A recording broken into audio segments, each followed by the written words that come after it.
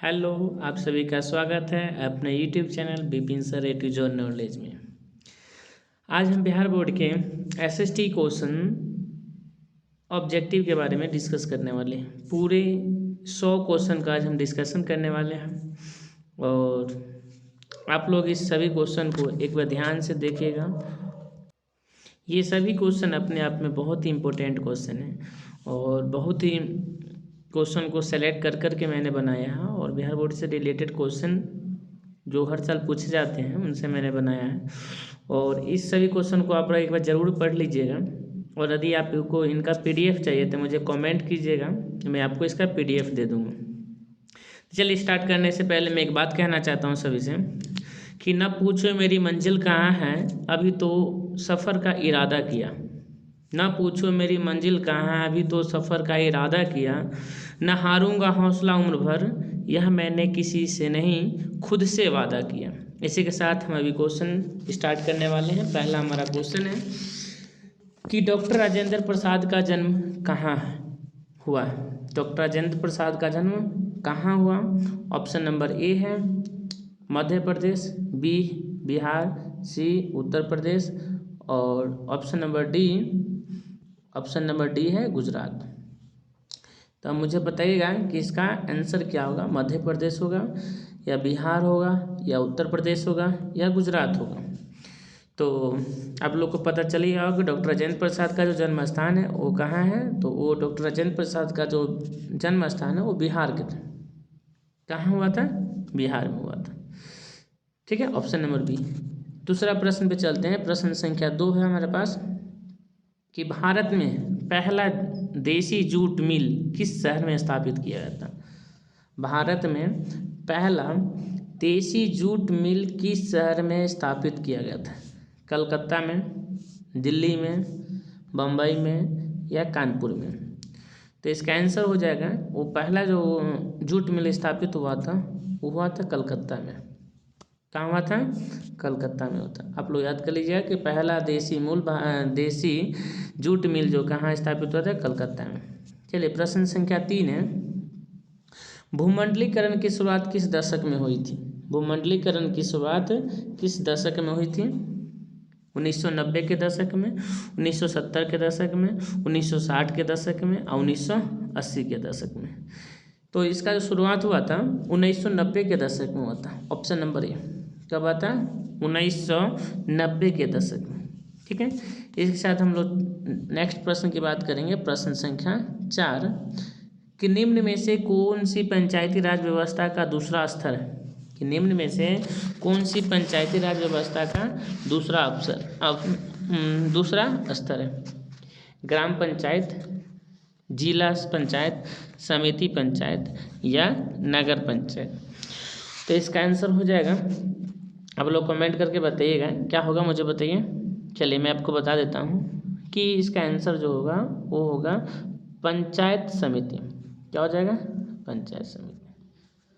चलिए नेक्स्ट प्रश्न चलते हैं। प्रश्न संख्या 5 है 1871 में कौन सी संधि हुई थी? आप लोग पढ़े हुएगा 1871 में कौन सी संधि हुई थी?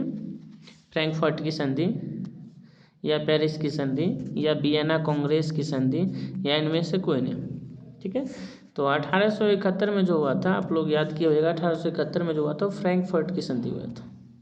कौन सा संधि हुआ था? फ्रैंकफर्ट की संधि। ठीक है, नेक्स्ट प्रश्न चलते हैं। प्रश्न संख्या 6 बिहार में पंचायती राज संस्थाओं में महिलाओं के लिए कितनी सीटें आरक्षित हैं? बहुत मोस्ट क्वेश्चन वीवीआई क्वेश्चन है, इसको आप लोग याद कर लीजिएगा। 50%, 25%, 33% या फिर कोई नहीं। बिहार में पंचायती राज संस्थाओं में महिलाओं के लिए कितनी सीटें आरक्षित रहती हैं? तो इसका आंसर हो जाएगा बिहार में जो होता है वो 50% होता है। कितना होता है? 50%। चलिए इसी के साथ हम लोग अगला प्रश्न चलते हैं कि निम्न तलीय जल जमाव वाले क्षेत्र को कहा जाता है? वेटलैंड, मार्शलैंड, ड्राई लैंड या इनमें से कोई नहीं। तो 7वां का जो आंसर हो जाएगा वो हो जाएगा वेटलैंड। क्या कहा जाता है? वेटलैंड। जहाँ जल जमाव वाला क्षेत्र होता है निम्नतलीय में से, उसे हम लोग कहते हैं वेटलैंड। ठीक है, अब नेक्स्ट प्रश्न चलते हैं। प्रश्न संख्या 8 है कि तूतीकोरिन पतन, तूतीकोरिन क्या है?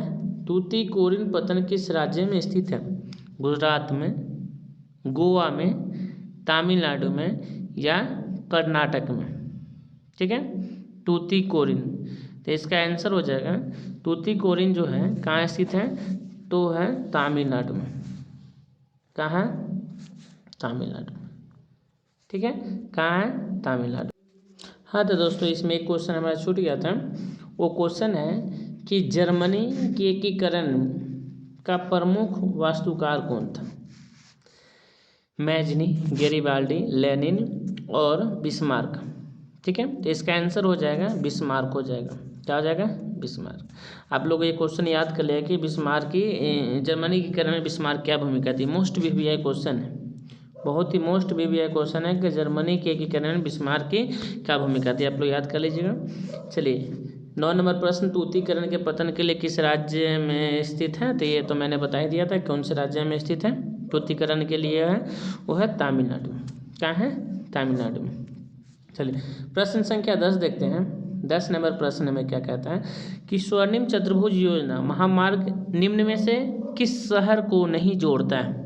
किस शहर को नहीं जोड़ता है? याद रखिए, किस शहर को नहीं जोड़ता है? दिल्ली को, गुवाहाटी को, चेन्नई को, कोलकाता को। तो इसका आंसर हो जाएगा गुवाहाटी। ऑप्शन नंबर बी हो जाएगा। क्या हो जाएगा? गुवाहाटी। क्या हो जाएगा? गुवाहाटी। अब अगला प्रश्न में चलते हैं। प्रश्न संख्या 11, गांधी जी ने भारत में सत्याग्रह का पहला प्रयोग कहाँ किया था? गांधी जी ने भारत में सत्याग्रह का पहला प्रयोग कहाँ किया था? चंपारण में, खेड़ा में, अहमदाबाद में या कोलकाता में? तो याद रखिए गांधी जी ने पहला जो प्रयोग किया था वो चंपारण में किया था। कहाँ किया था? चंपारण में। गांधी जी ने भारत में सत्याग्रह का पहला प्रयोग कहाँ किया था? चंपारण में। ठीक है, अगला प्रश्न है कि अखिल भारतीय किसान सभा का गठन कहाँ और कब किया गया था? कहाँ और कब किया गया था? बिहटा 1928 में, सोनपुर 1929 में, लखनऊ 1936 में या पटना 1937 में? तो इसका आंसर जो हो जाएगा अखिल भारतीय किसान सभा गठन जो किया गया था वो किया गया था 1936 में। कब किया गया था? 1936 में। लखनऊ 1936 में। लखनऊ 1936 में। ठीक है, अगला प्रश्न हम लोग चलते हैं। प्रश्न संख्या 14, निम्नलिखित में से किसने पटना का नाम आजिमाबाद किया था? याद रखिए, बहुत मोस्ट क्वेश्चन VVI क्वेश्चन है। निम्नलिखित में से किसने पटना का नाम जो है आजिमाबाद किया था? पटना का नाम क्या किया था? पटना को नाम हटा कर क्या कर दिया था? आजिमाबाद। औरंगजेब ने, शाह आलम ने और दारा के शिकोह ने या अजीमु शाह? तो इसका जो आंसर हो जाएगा, जो पटना का नाम इसी ने बदला था, अजीमु शाह ने बदला था। ठीक है, पटना का नाम। चलिए अगला प्रश्न है, नरोत्तम सिंहानुक कहाँ के शासक थे? वियतनाम के, लाओस के, कंबोडिया के या फिर थाईलैंड के? तो याद रखिए ये जो नरोत्तम सिंहानुक जो थे वो थे कंबोडिया के थे। कहाँ के शासक थे? कंबोडिया के। कहाँ के शासक थे? कंबोडिया के। ठीक है, प्रश्न संख्या 15 करते हैं कि भारत में न्यूनतम मजदूर कानून किस वर्ष पारित हुआ था? भारत में न्यूनतम मजदूर कानून किस वर्ष पारित हुआ था? 1881 में, 1926 में या 1947 में या 1948 में?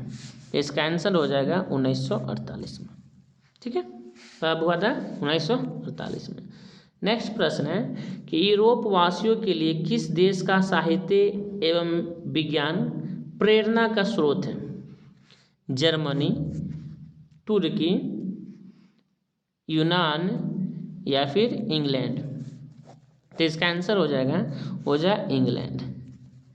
ठीक है, क्या हो जाएगा? इंग्लैंड।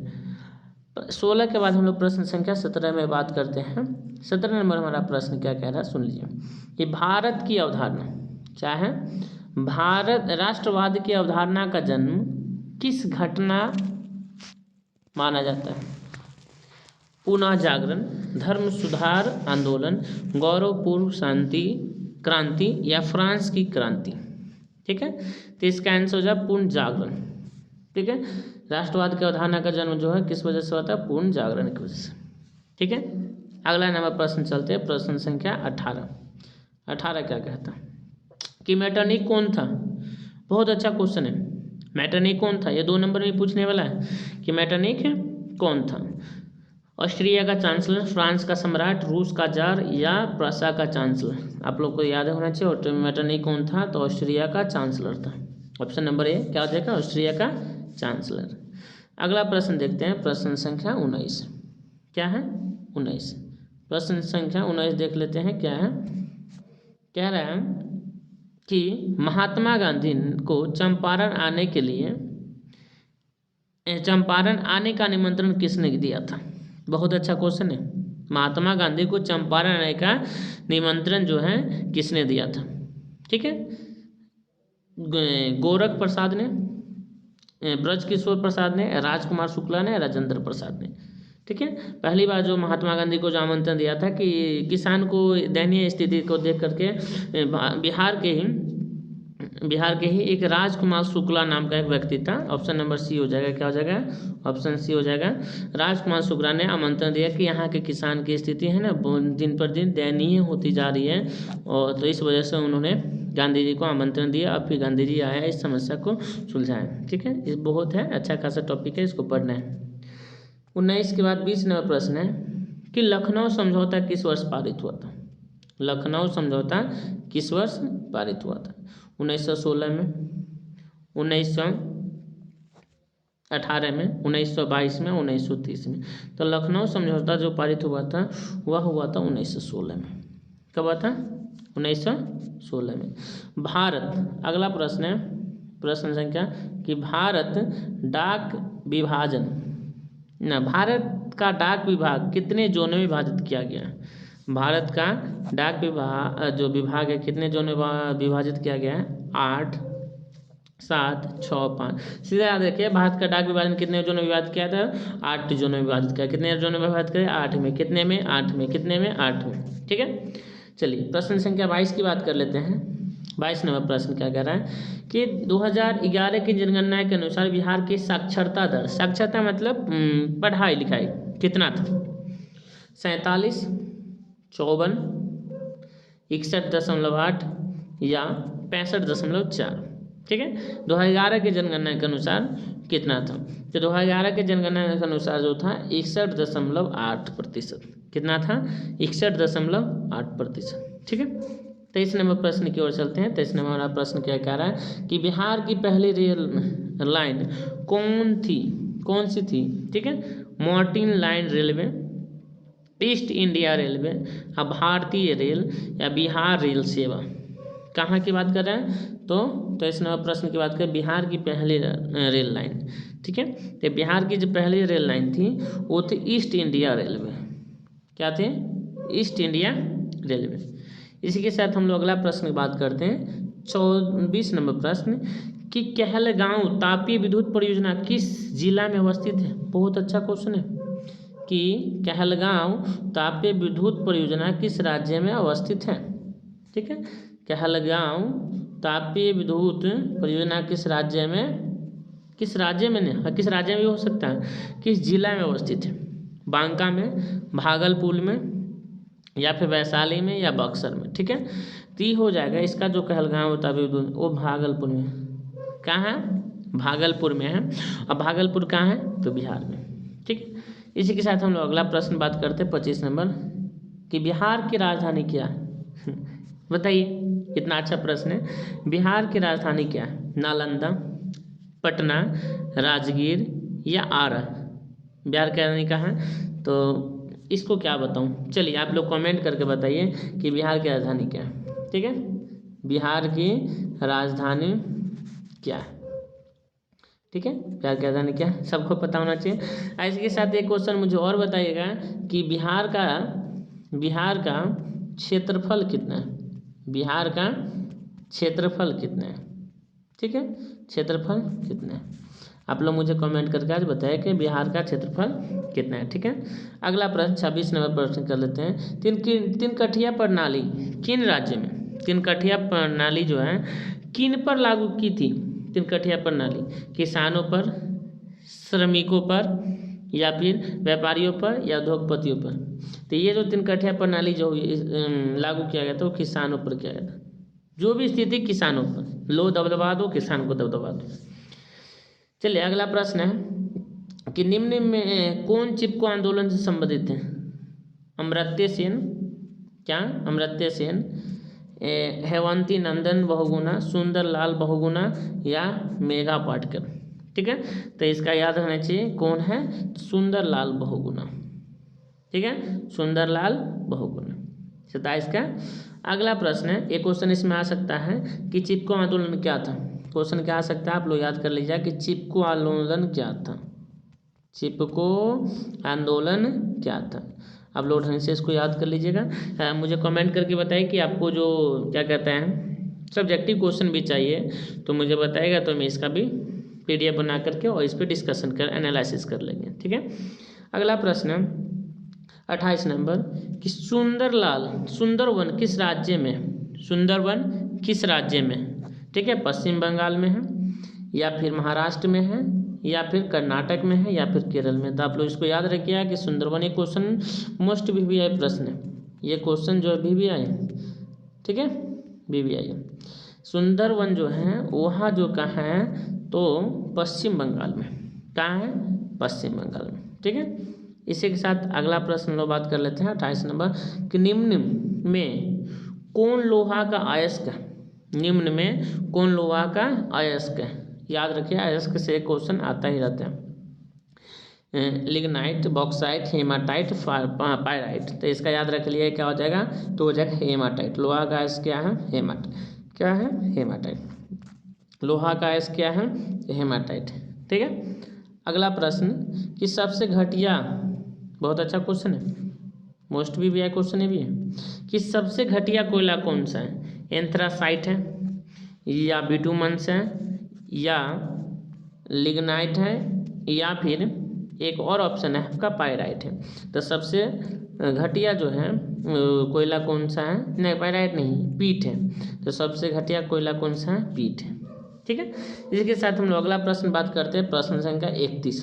प्रश्न संख्या क्या है, 31 नंबर प्रश्न कि निम्नलिखित में किस खनिज के साथ प्राकृतिक गैस पाई जाती है, किस खनिज के साथ प्राकृतिक गैस पाई जाती है, कोयला के साथ, चूना पत्थर के साथ, पेट्रोलियम, यूरेनियम। ठीक है, खनिज के साथ प्राकृतिक गैस पाई जाती है। तो गैस की बात है तो जाहिर सी बात है क्या हो जाएगा, पेट्रोलियम। आप लोग याद रख लीजिए क्या हो जाएगा, पेट्रोलियम। क्या हो जाएगा, पेट्रोलियम। क्या हो जाएगा, पेट्रोलियम। अगला प्रश्न बात करते हैं कि गोविंद सागर कृत्रिम जलाशय से संबंधित है, गोविंद सागर कृत्रिम जलाशय से संबंधित है, क्या चीज़ से संबंधित है, हिरंद बांध से, ठीक है, हीराकुंड बांध से, भाखड़ा नंगल बांध से, नरोरा बांध से। तो याद रखिए भाखड़ा नंगल बांध से, क्या चीज़ संबंधित है, भाखड़ा नंगल बांध से। ठीक है, अगला प्रश्न कर लेते हैं कि प्राकृतिक गैस पाई जाती है, प्राकृतिक गैस पाई जाती है यूरेनियम के साथ, कोयला के साथ, खनिज के साथ, या चूना पत्थर के साथ। प्राकृतिक जो गैस पाई जाती है किसके साथ, तो याद रखिए खनिज तेल के साथ। क्या हो जाएगा, खनिज तेल के साथ। क्या हो जाएगा, खनिज तेल के साथ। क्या हो जाएगा, खनिज तेल के साथ। अगला प्रश्न बात कर लेते हैं कि रेल वर्कशॉप कहाँ स्थित है, रेल वर्कशॉप कहाँ है, भागलपुर में, या जमालपुर में, भागलपुर में, मुंगेर में, या फिर पटना में। तो याद रखिएगा कहाँ है, तो वो जमालपुर में। कहाँ है, जमालपुर में।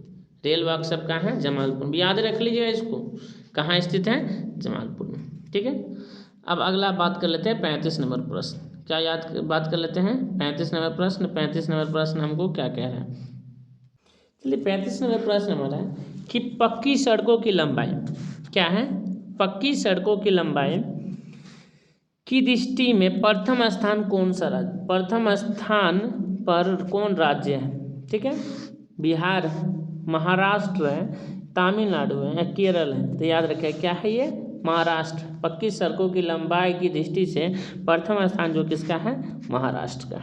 ठीक है, 36 नंबर प्रश्न है, ISI का प्रतीक हमारी रक्षा करती है क्या चीज़ के लिए? नकली और गैर मानक उत्पादकों से, विक्रेताओं द्वारा गलत सामान देने से, या घटिया वस्तुओं से, उपरोक्त में से सभी। मैंने आपको एक ट्रिक बताया था, उपरोक्त में से सभी आ जाए तो इसको पट से मार देना है, लेकिन ISI का जो मैन है वो क्या हो जाएगा, वो हो जाएगा नकली और गैर मानक उत्पादकों से। ठीक है, क्या हो जाएगा, नकली और गैर मानक उत्पादकों से। अगला प्रश्न है प्रश्न संख्या 37 कि राष्ट्रीय ग्रामीण रोजगार गारंटी योजना किस महापुरुष के नाम पर स्थित है? महात्मा गांधी के नाम पर है, या फिर जवाहरलाल नेहरू, या इंदिरा गांधी, या इनमें से कोई नहीं?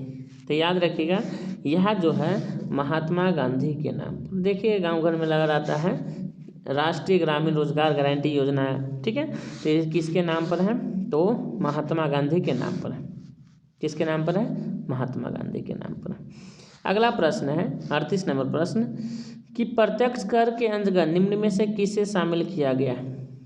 आय को, उत्पादक कर, बिक्री कर, या इनमें से कोई नहीं? तो याद रखिएगा प्रत्यक्ष कर के लिए आयकर को क्या हो जाएगा, आयकर, ऑप्शन नंबर ए। 39 नंबर प्रश्न देख लेते हैं कि निम्न में कौन प्राथमिक क्षेत्र है? प्राथमिक क्षेत्र, द्वितीयक क्षेत्र, तृतीयक क्षेत्र। आप लोग इसको ढंग से पढ़ लीजिएगा। ठीक है, कौन सा प्राथमिक क्षेत्र है? सेवा क्षेत्र, कृषि क्षेत्र, औद्योगिक क्षेत्र, या इनमें से कोई नहीं? ठीक है, तो ये प्राथमिक क्षेत्र जो है कृषि क्षेत्र को कहा गया। द्वितीयक क्षेत्र किसको कहा गया? इसमें क्वेश्चन जाए द्वितीयक क्षेत्र क्या जाए, द्वितीयक क्षेत्र किसे कहा गया? ठीक है, तो द्वितीयक क्षेत्र में जो लिख जाए औद्योगिक को। ठीक है, और तृतीयक के लिए बोले तो तृतीयक के लिए सेवा क्षेत्र। ठीक है, अगला नंबर प्रश्न जो हमारा 40 नंबर है, 40 नंबर प्रश्न देख लीजिए क्या है कि कृषि सुखाड़ होता है जल के अभाव में। ठीक है, मिट्टी के जल के अभाव में, या मिट्टी के नमी के अभाव में, ठीक है, या मिट्टी के अवक्षरण में, या मिट्टी के लवणता के कारण। तो इसका याद रखें मिट्टी के नमी के अभाव में क्या हो जाएगा, मिट्टी के नमी के अभाव में। 41 नंबर प्रश्न देख लेते हैं। 41 नंबर प्रश्न क्या है कि बिहार का बाढ़ग्रस्त क्षेत्र कौन सा है? पूर्वी बिहार, दक्षिण बिहार, उत्तरी बिहार, और पश्चिमी बिहार। ठीक है, तो ये जो है ज़्यादातर जो बाढ़ग्रस्त रहता है वो रहता है पूर्वी बिहार रहता है। ऑप्शन नंबर 1 क्या हो जाएगा, पूर्वी बिहार। क्वेश्चन है कि बिहार का बाढ़ग्रस्त क्षेत्र कौन सा है? तो पूर्वी बिहार। कौन सा है? पूर्वी बिहार। कौन सा है? पूर्वी बिहार। ठीक, अगला प्रश्न बात कर लेते हैं 42 नंबर कि इनमें से कौन मानव जनित आपदा है जो मानव के द्वारा किया जाता है?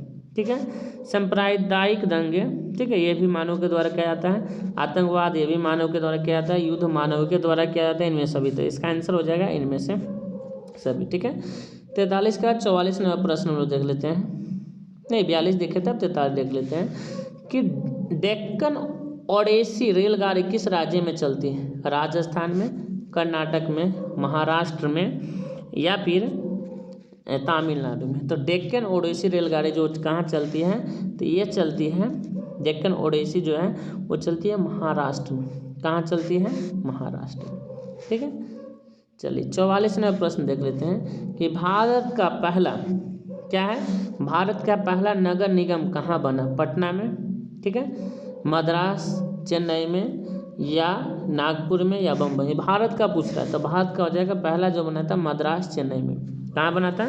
मद्रास चेन्नई में। ठीक है, 45 नंबर प्रश्न देख लेते हैं कि तल चिन्ह क्या है? तल चिन्ह की सहायता से किसी स्थान विशेष को मापी गई ऊंचाई को क्या कहा जाता है? ठीक है, अस्थायी ऊंचाई, विशेष ऊंचाई, समोच्चय रेखा, या त्रिकोणमितीय स्टेशन। ठीक है, तो इसका आंसर हो जाएगा वो हो जाएगा स्थानिक ऊंचाई। क्या हो जाएगा? स्थानिक ऊंचाई। चलिए 46 नंबर प्रश्न है कि विनिमय का सर्वोच्च माध्यम है, वस्तु है, चेक है, मुद्रा है या फिर हुंडी है। विनिमय मतलब एक दूसरे को अदला बदली के लिए सबसे अच्छा क्या है, तो सबसे अच्छा जो है वो है मुद्रा है। क्या है? मुद्रा है। क्या है? मुद्रा है। क्या है? मुद्रा है। ठीक है।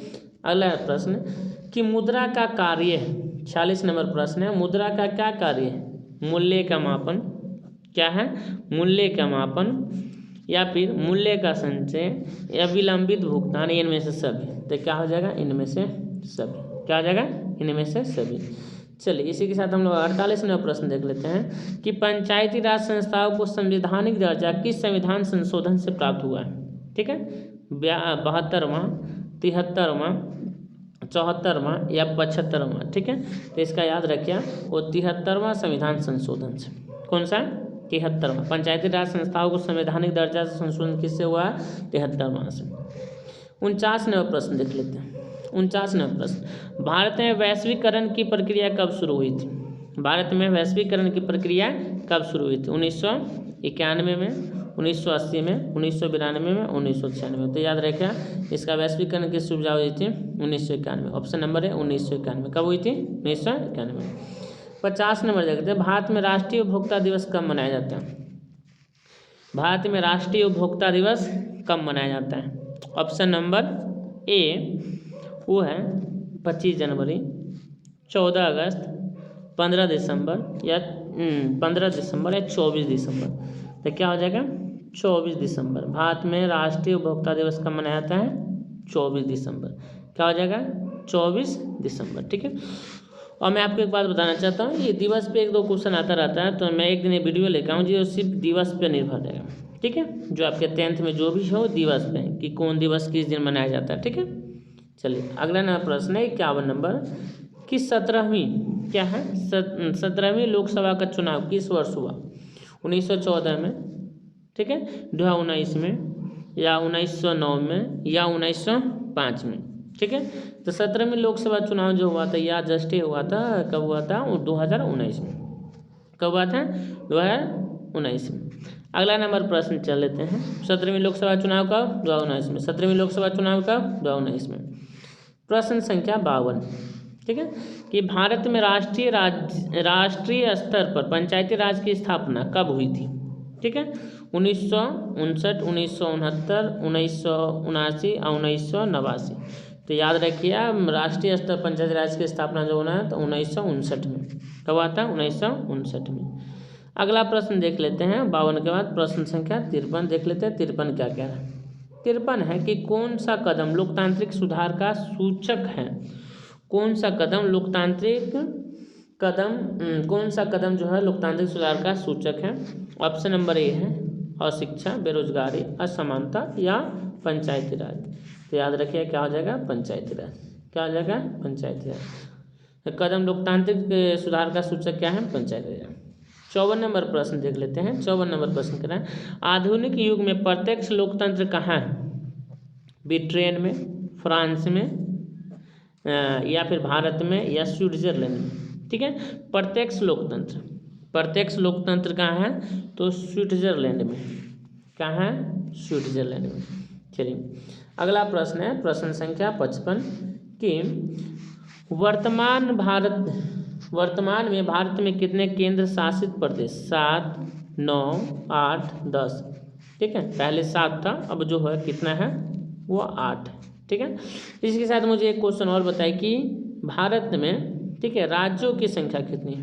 राज्यों की संख्या कितनी है मुझे कमेंट करके बताइए। भारत में राज्यों की संख्या, चलिए ऑप्शन देते हैं 29, ठीक है, 28 या फिर 30 या फिर कोई नहीं। ठीक है। मुझे कमेंट करके बताइए क्या है। अगला नंबर प्रश्न है प्रश्न संख्या, ये हो गया, इसका आंसर क्या हो जाएगा? तो कितने हैं? 8। कितने हैं? 8। अगला नंबर प्रश्न है प्रश्न संख्या 56 कि बिहार में पंचायती राज का स्वरूप कैसा है? ग्राम पंचायत, पंचायत समिति, जिला परिषद या फिर इनमें से सभी। पंचायत राज का स्वरूप तो इनमें से सभी हो जाएगा। क्या हो जाएगा? इनमें से सभी। 57 नंबर प्रश्न है कि 17वीं लोकसभा में महिलाओं की संख्या कितनी थी? 78, 76, 68 या 65? ठीक है, 17वीं लोकसभा में। तो 17वीं लोकसभा में जो था महिलाओं का जो संख्या था 78। कितना था? 78। कितना था? 78। कितना था? 78। अगला प्रश्न 58 कह रहा है गठबंधन सरकार की पकड़ प्रशासन पर होती है मजबूत, ढीली या अति मजबूत या कठोर? गठबंधन सरकार की पकड़ प्रशासन पर जो होती है वो कैसी होती है? तो एकदम ढीली होती है। क्या होती है? ढीली होती है। क्या होती है? ढीली होती है। अगला प्रश्न 59 नंबर है कि भारत में सर्वोच्च न्यायालय के मुख्य न्यायाधीश नियुक्ति कौन करता है? प्रधानमंत्री, राष्ट्रपति, सांसद या उपराष्ट्रपति? ठीक है, तो सर्वोच्च न्यायालय को जो मुख्य न्यायाधीश की नियुक्ति कौन करता है? राष्ट्रपति करता है। कौन करता है? राष्ट्रपति। ठीक है, अगला प्रश्न है 60 नंबर कि भारत क्या है? भारतीय योजना आयोग के प्रथम अध्यक्ष कौन थे? ठीक है क्या है? मोरारजी देसाई, लाल बहादुर शास्त्री, पंडित जवाहरलाल नेहरू या राजीव गांधी? योजना आयोग के प्रथम अध्यक्ष क्या पूछ रहा है? प्रथम अध्यक्ष। तो प्रथम अध्यक्ष जो थे पंडित जवाहरलाल नेहरू थे। कौन थे? पंडित जवाहरलाल नेहरू। चलिए 61 नंबर प्रश्न हम देख लेते हैं। 61 नंबर प्रश्न हम लोग का है कि किस राज्य में खनिज तेल का विशाल भंडार है? असम में, राजस्थान में और बिहार में और तमिलनाडु में। तो सब विशाल भंडार कहाँ है? तो असम में। कहाँ है? असम में। ठीक है, अगला प्रश्न है रेशम उद्योग का प्रसिद्ध केंद्र कहाँ है? कौन सा है? पूछ रहा है रेशम उद्योग का प्रसिद्ध केंद्र छपरा है, भागलपुर है, सिवान है, दरभंगा? रेशम उद्योग के लिए याद रखिए, बहुत अच्छा क्वेश्चन है। रेशम उद्योग के लिए जो है वह है भागलपुर। क्या है? भागलपुर।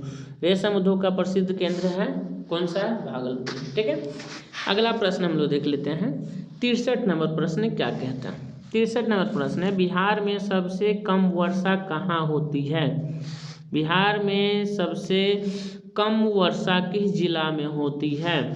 पूर्णिया में, सिवान में, पश्चिम चंपारण में या बक्सर में? ठीक है, तो इसका ऑप्शन याद रखिए आप, कहाँ होती है? बक्सर में। कहाँ होती है?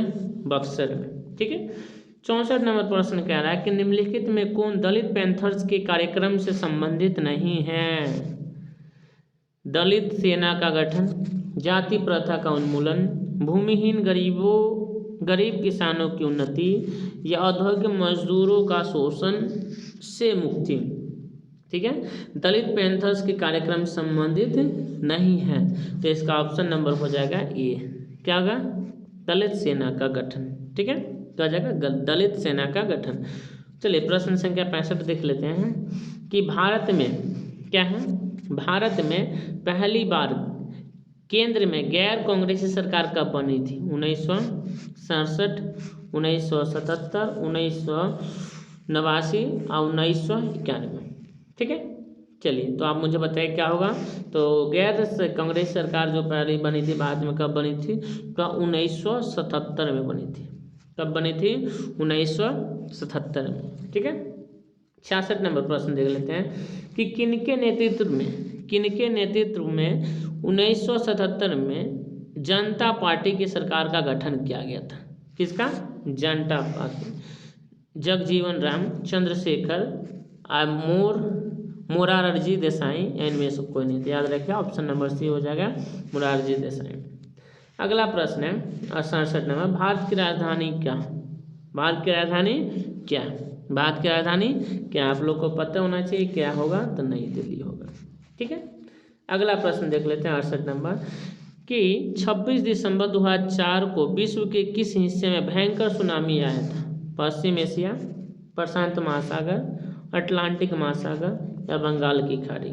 ठीक है, 26 दिसंबर 2004 को विश्व के किस हिस्से में भयंकर सुनामी आया था? ठीक है, तो याद रखिए हुआ है तो बंगाल की खाड़ी में। कहाँ आया था? बंगाल की खाड़ी में। अगला प्रश्न है कह रहा है कि भारत का सबसे पूर्वी राज्य है, पूर्वी में ठीक है। भारत का सबसे पूर्वी राज्य है क्या है, मेघालय है, ठीक है, त्रिपुरा है, नागालैंड है या अरुणाचल प्रदेश है। सबसे पूर्वी राज्य है एकदम नक्शा में देख लीजिए, वह क्या है, अरुणाचल प्रदेश। क्या है, अरुणाचल प्रदेश। चलिए 97 प्रश्न है, निम्न में से कौन सा आर्थिक आधारभूत संरचना घटक है, ठीक है। आर्थिक आधारभूत संरचना का घटक है वित्त, शिक्षा और स्वास्थ्य या नागरिक सेवाएं, ठीक है। तो आंसर हो जाएगा इसका, क्या हो जाएगा, आर्थिक आधारभूत संरचना का घटक है क्या है, वित्त। क्या है, वित्त, ठीक है। चलिए अब 71 नंबर प्रश्न देख लेते हैं। 71 नंबर प्रश्न हमें क्या कह रहा है। 71 नंबर प्रश्न है, जर्मनी का एकीकरण कब पूरा हुआ था। जर्मनी का एकीकरण कब पूरा हुआ था। 1890 में, 1848 में, 1871 में, 1870 में। आप लोग इसको एक बार ढंग से याद कर लीजिए सभी को। तो इसका आंसर हो जाएगा 1871 में। जर्मनी का एकीकरण कब पूरा हुआ था, 1871 में। अगला प्रश्न कह रहा है कि निम्नलिखित में से निम्नलिखित में कौन हमारे रहन सहन के स्तर को प्रभावित करता है। रहन सहन के स्तर को प्रभावित करता है राजकीय आय, राष्ट्रीय आय, प्रति व्यक्ति आय या इनमें से कोई नहीं। तो याद रखिए इसका आंसर जो हो जाएगा वो रहन सहन को प्रभावित करता है प्रति व्यक्ति आय। क्या हो जाएगा, प्रति व्यक्ति आय।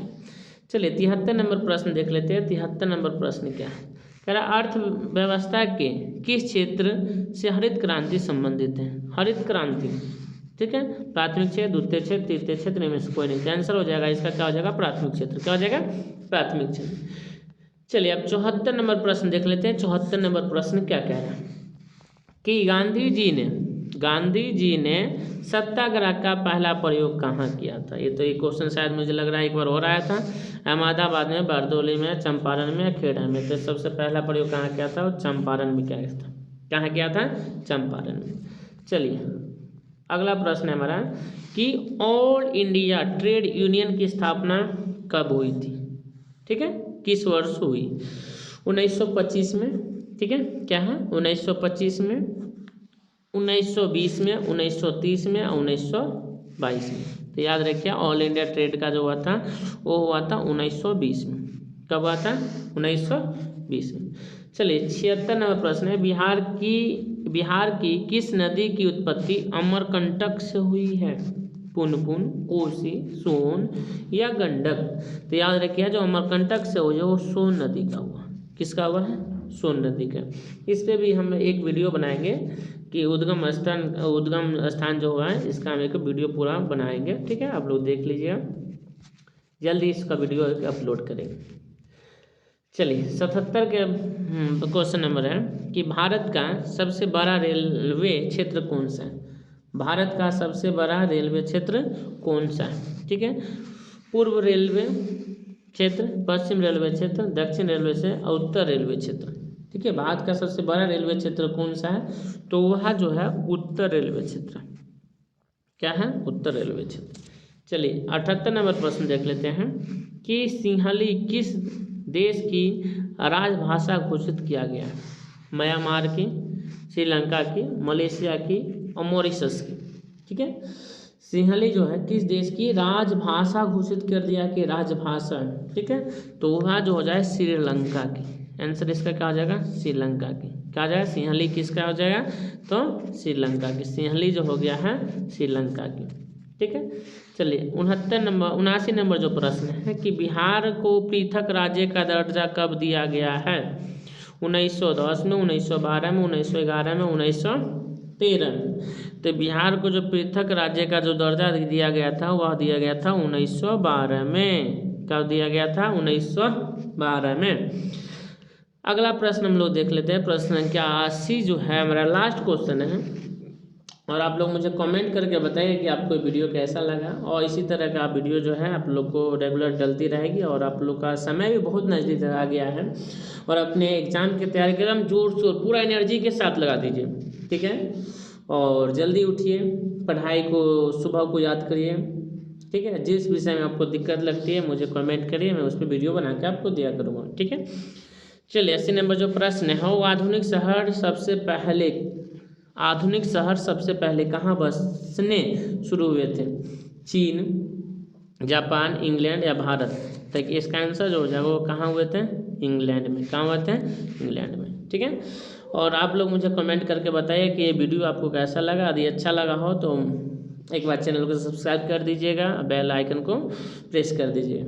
जय हिंद, जय भारत।